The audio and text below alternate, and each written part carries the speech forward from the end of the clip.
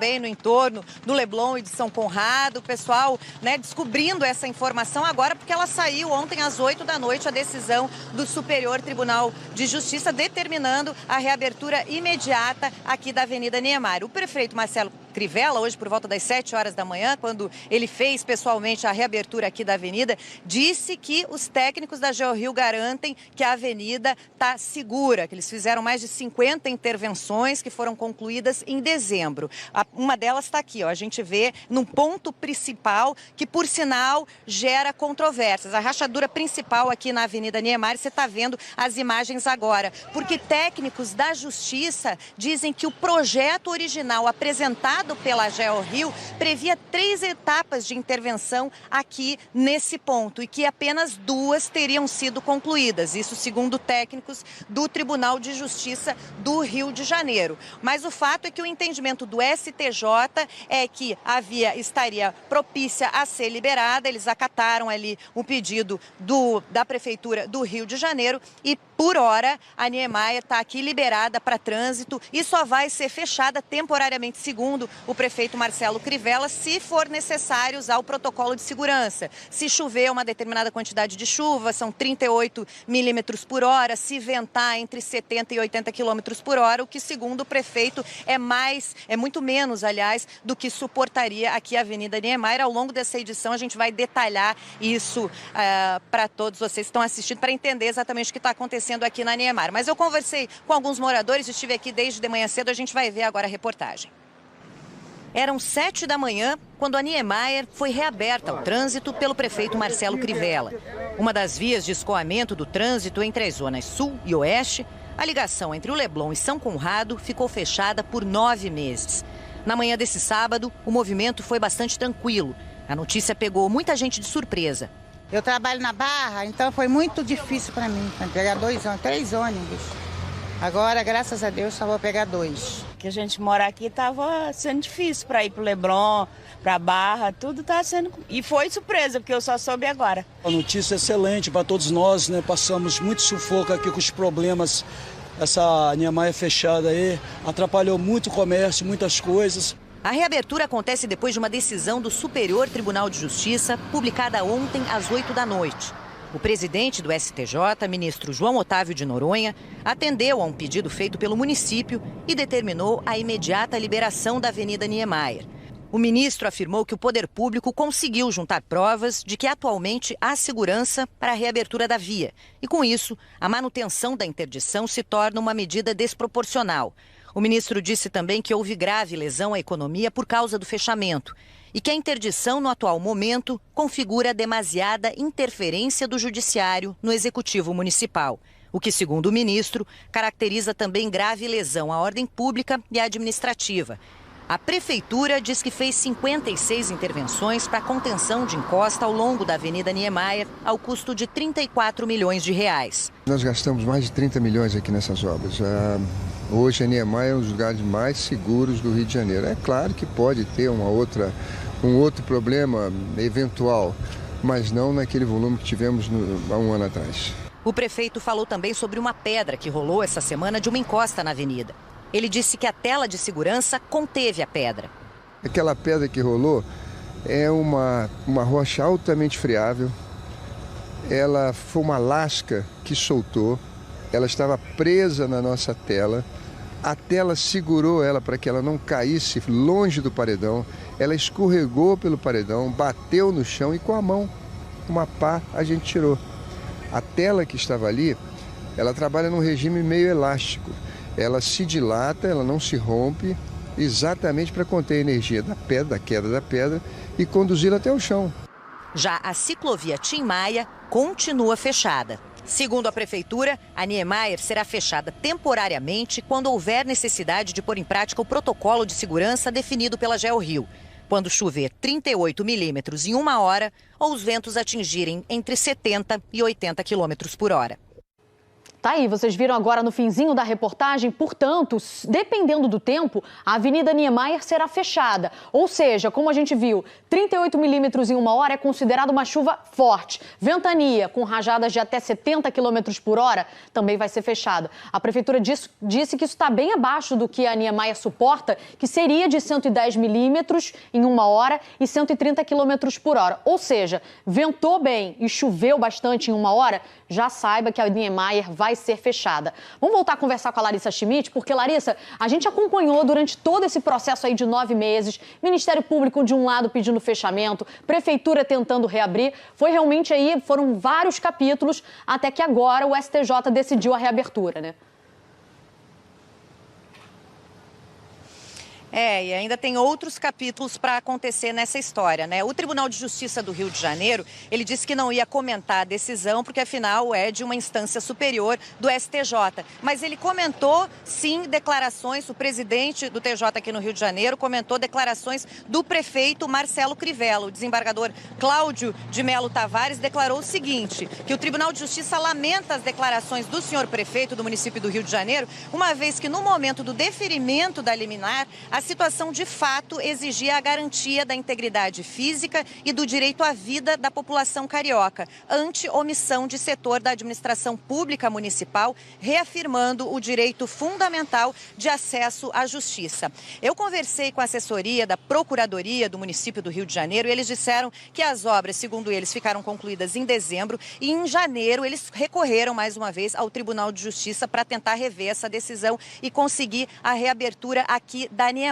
A juíza pediu para que o Ministério Público fizesse um laudo técnico para saber se de fato era possível abrir a via ou não. O Ministério Público recebeu essa intimação da Justiça no dia 6 de fevereiro e a partir dessa data tinha 30 dias úteis para apresentar de volta aí a sua manifestação à Justiça e essa data termina no dia 19 desse mês. Então isso ainda precisa ser feito. Agora a gente fez uma cronologia de tudo que aconteceu aí desde o início do ano passado, desses deslizamentos de terra enormes, terríveis, que chegaram a matar 2 pessoas aqui em fevereiro do ano passado e todo esse imbróglio jurídico entre Procuradoria do município do Rio de Janeiro, Tribunal de Justiça do Rio e que termina agora, pelo menos nesse momento, com a decisão do STJ, que é a instância superior. Vamos ver na reportagem.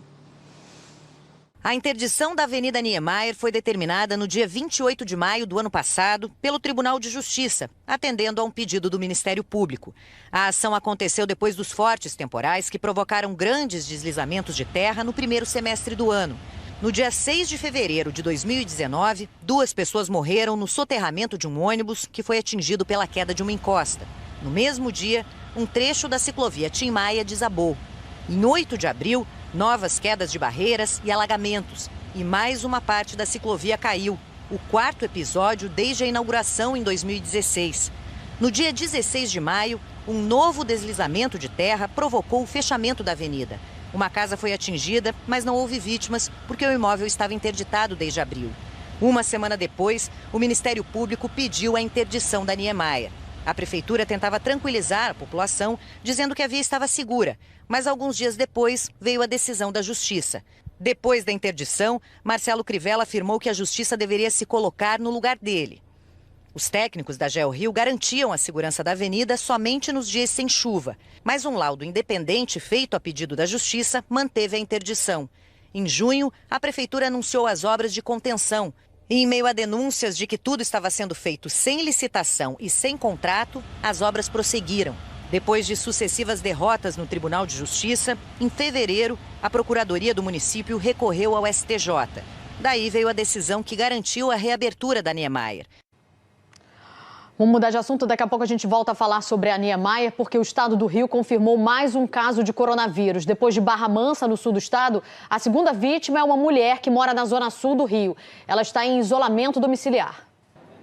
A mulher de 52 anos desembarcou no Rio na última quarta-feira, após uma viagem à Itália. No mesmo dia, ela procurou atendimento médico, porque estava com sintomas da doença. Ela viajou acompanhada de mais 3 pessoas que estão sendo monitoradas. A paciente, que mora sozinha, está em isolamento domiciliar. É o primeiro caso na capital. A confirmação deste segundo caso no estado não muda os planos das autoridades de saúde para enfrentar o coronavírus.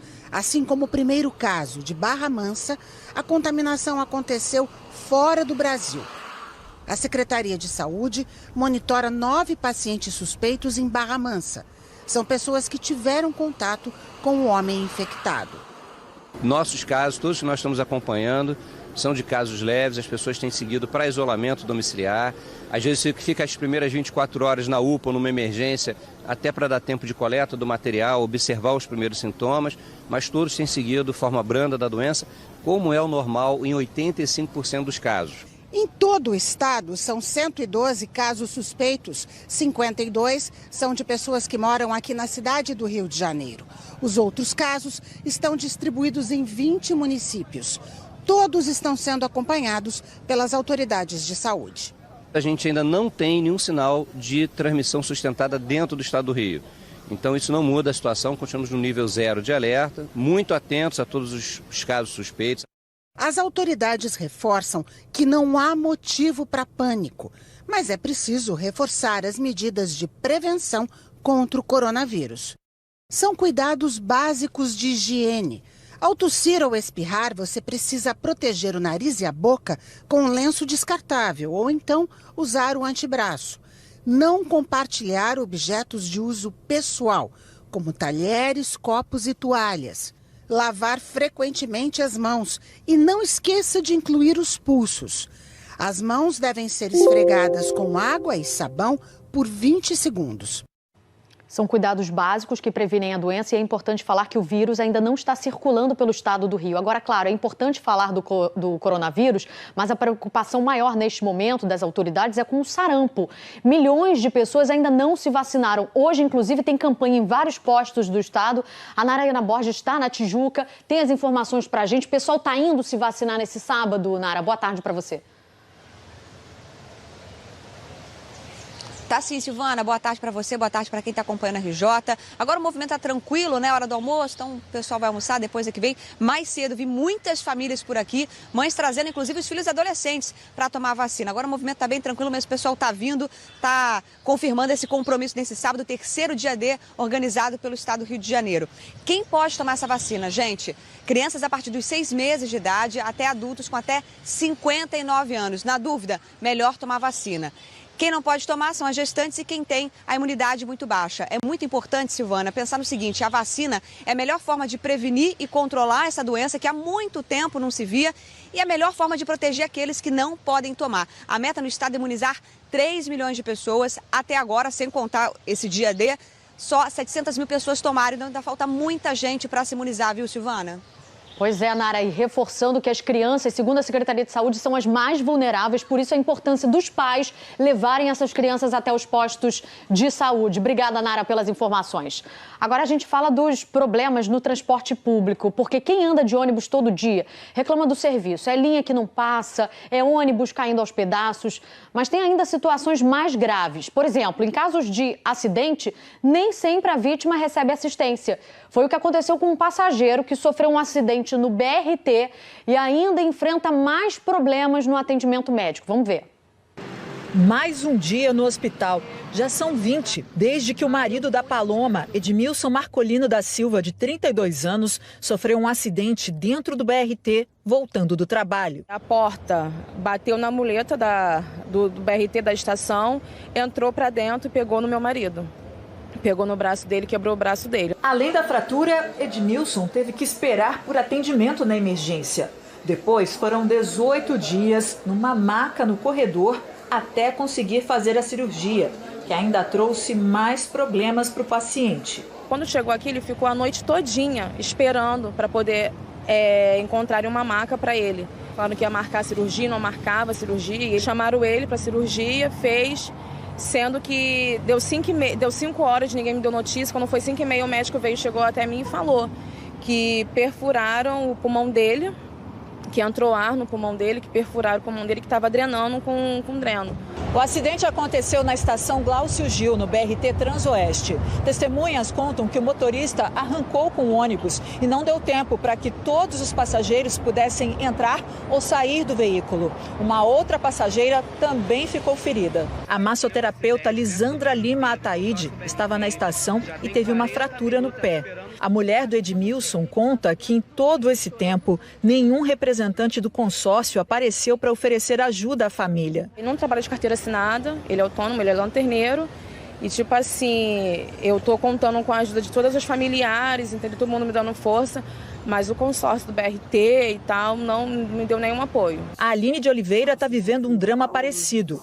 Desde terça-feira, ela está de cama, com dificuldades para se movimentar por causa de um acidente no ônibus da empresa Paranapuã. Ela estava no ônibus na Ilha do Governador e o motorista deu uma freada brusca. A coordenadora de vendas, de 38 anos, caiu e lesionou a coluna. Eu dependo de pessoas para poder me virar, eu dependo de pessoas para poder me levar ao banheiro. Eu como sozinha, deitada, eu não posso sentar. Eu estou proibida em sentar, eu preciso fazer repouso absoluto. Isso está prejudicando meu lado profissional, isso também está afetando muito meu lado pessoal, porque eu trabalho, eu estou em casa agora e está mexendo muito comigo, eu tenho medo, porque dói, eu sinto dores. E a Paranapuã, a empresa Paranapuã da Ilha do Governador, ficou de entrar em contato comigo e não entrou. Bom, o consórcio BRT Rio e a Transportes Paranapuã dizem que estão apurando a conduta dos motoristas. A Paranapuã disse que ainda não tinha recebido os dados da passageira, mas a gente questionou porque a Aline garantiu que repassou o telefone dela para o motorista. Aí a empresa voltou atrás e disse que ele não tinha repassado os contatos. A Paranapuã disse que vai procurar a Aline. Sobre o atendimento do Edmilson no Hospital Lourenço Jorge, a Secretaria Municipal de Saúde aqui do Rio informou que abriu uma sindicância para apurar se ocorreu uma complicação da anestesia, que é aplicada na região do pescoço, ou se foi consequência do acidente de ônibus, e que está prestando toda a assistência ao passageiro. A gente vai acompanhar essa história. E olha, uma briga de bar acabou com 3 pessoas mortas, isso foi na Taquara, em Jacarepaguá. Quando a polícia chegou, essas 3 pessoas já estavam mortas, outras 2 pessoas ficaram feridas, elas foram socorridas para hospitais da região e a divisão de homicídios está investigando esse crime. Vamos fazer nosso primeiro intervalo daqui a pouco. Olha, hoje tem mutirão para as vítimas das chuvas. Quem perdeu os documentos pode tirar a segunda via de graça. E a gente volta a falar também da Avenida Niemeyer, que foi reaberta hoje de manhã. Agora, 12h20. Não sai daí, não.